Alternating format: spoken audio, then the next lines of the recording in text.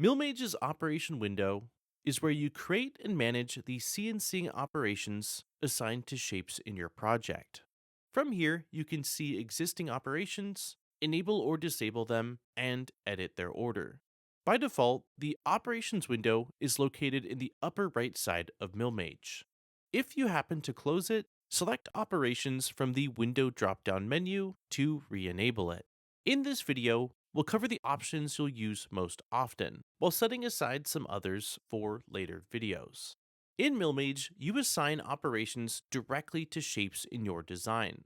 Then send those operations to your CNC to tell it how to cut or carve those shapes. If you're familiar with our sister software Lightburn, this behavior might not be what you're used to. In Lightburn, lasering operations are always assigned based on layers, and all shapes that share a layer also share the same operations.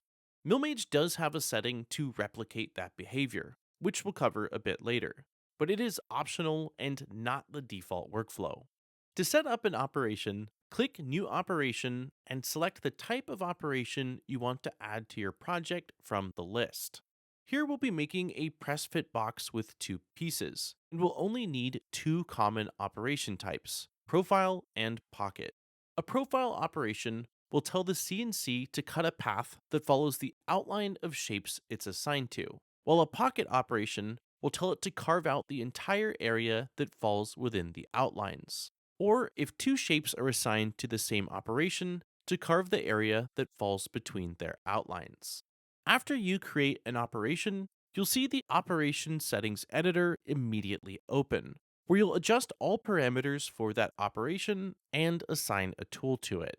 In our next video, we'll explain these settings, but for now, we'll let them be and continue explaining the operations assignment workflow. If you already have shapes in your selection when you create an operation, MillMage automatically assigns the operations to those shapes. If not, you can also create your operations first, then decide which shapes you want to assign them to.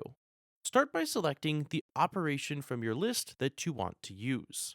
Then select all shapes in your workspace you want to apply the operation to, and click Assign to apply the operation. You can repeat this process with any of the other operations, and assign multiple operations to the same shapes. Any shapes that were previously assigned to the chosen operation will be unassigned if they are not in your selection when you click Assign. In contrast, Add Shapes adds the currently selected shapes without removing any previously assigned shapes. Remove Shapes does the opposite, unapplying the operation from selected shapes, while not affecting any unselected shapes. Whenever you select an operation, any shapes assigned to that operation will appear with bold outlines in your workspace. Using the Select button both selects those shapes and changes their outlines to a bold animated dash pattern. It's a great way to identify the shapes assigned to an operation in your design, so you know if you need to assign, add, or remove shapes from that operation.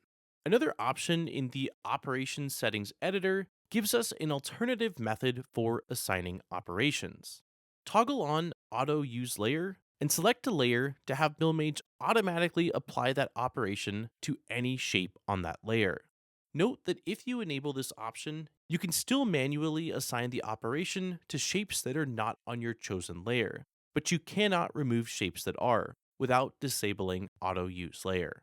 Back in the Operations window, you can use the Output Toggle switch to disable or enable any of your listed operations, determining the output when you preview, start, or save a project in G-code format.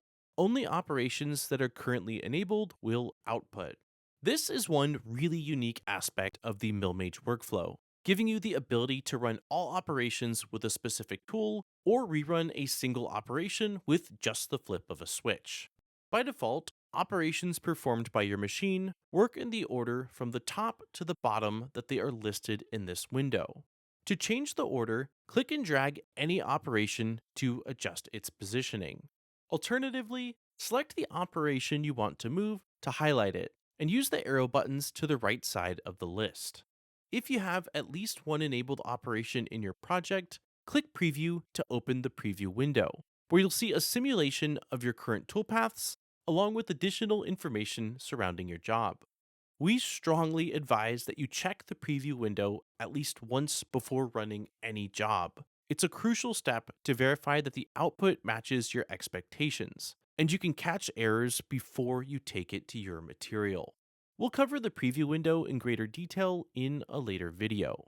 Now you know what the operations window is and how to use it to assign operations to your project. In our next video, we'll take a closer look at the operations settings editor as we cover some of the available modes. Check out our documentation to learn more about operations and subscribe for more great videos on mastering MillMage.